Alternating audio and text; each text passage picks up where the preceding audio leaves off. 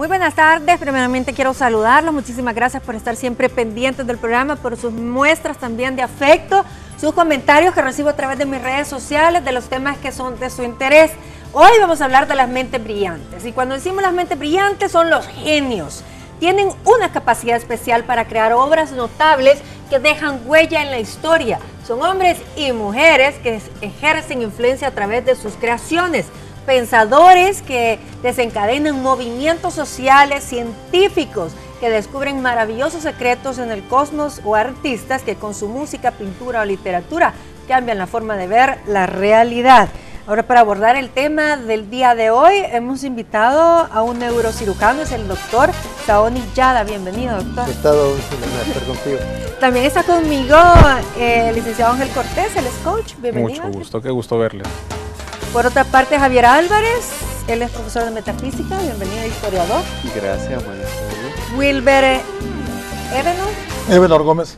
Catedrático universitario. Wilber, gracias, buenas tardes. Tenía tiempo de no acompañarnos. Un gusto estar nuevamente aquí con ustedes. Tienen exclusivo para ellos. Bueno, sí, en la carga académica es bastante pesada, pero aquí estamos con el objetivo de querer colaborar y poder describir o descifrar las mentes brillantes salvadoreñas. Ahora, yo quisiera que tal vez nuestro doctor, nuestro especialista nos diga cómo es esa plasticidad o cómo es el cerebro de estos genios. ¿Cuál es la diferencia al estándar de nosotros?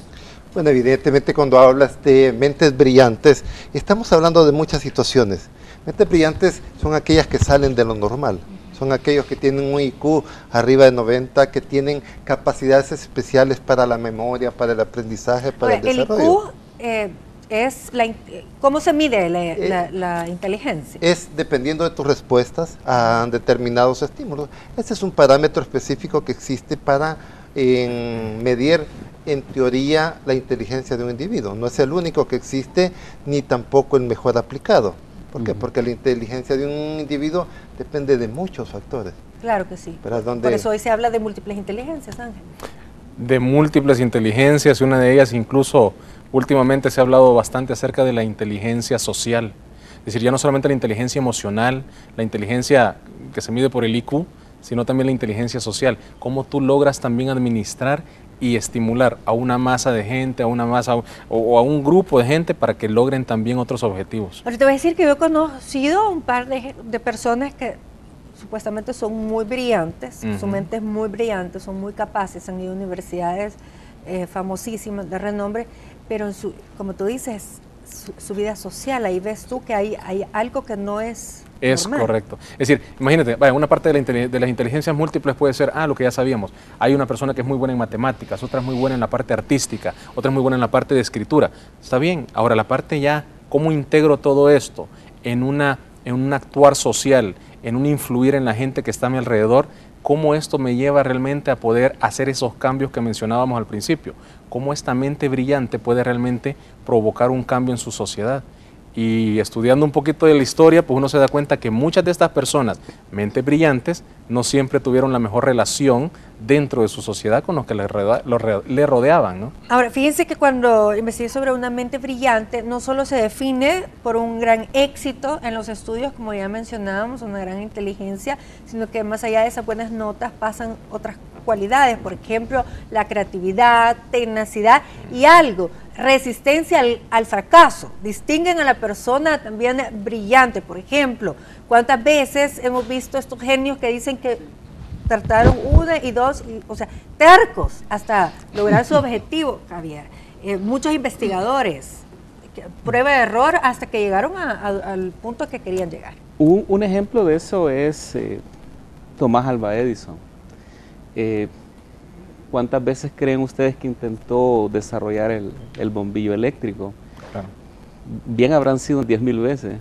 Y cada vez que le pasaba algo y los periodistas llegaban a preguntarle, él les decía, bueno, me toca barrer el laboratorio y mañana comenzar de nuevo. O sea, una mente brillante también... No se frustra porque no le salió. No. Ahora, es importante decir que todos podemos llegar a desarrollar una mente brillante. Es importante decirlo porque todos tenemos esa capacidad. El asunto es que si nosotros tenemos la atención más hacia afuera, hay un problema, porque lo que llega a nosotros son impulsos de pensamiento, y esos impulsos de pensamiento se transforman en imágenes, y las imágenes que yo tengo se pueden grabar en el subconsciente, y al grabarse en el subconsciente, esa es la forma en que yo vivo en automático. Todos nosotros vivimos en automático. La generación del Salvador, por lo menos de 30 años para acá, es una generación que tiene grabadas muchas cosas negativas, pero demasiadas cosas negativas. Entonces, para las personas, lo negativo es como lo normal, y no es lo normal.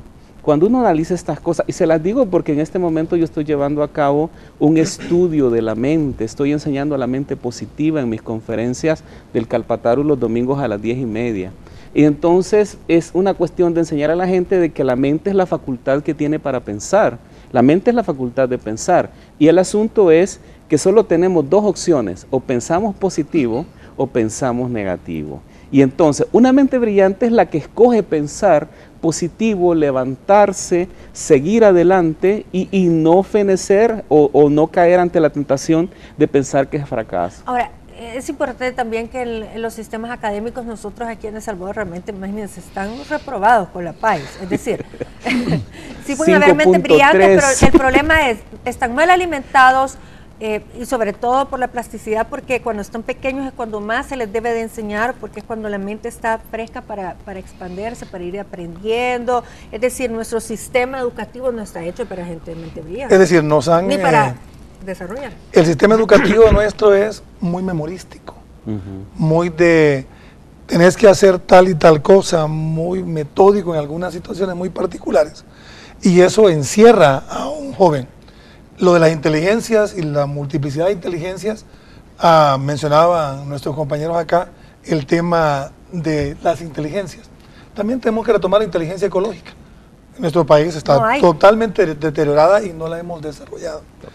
A nuestros jóvenes hay que educarlos con emprendimiento, que aprendan haciendo y no de manera memorística.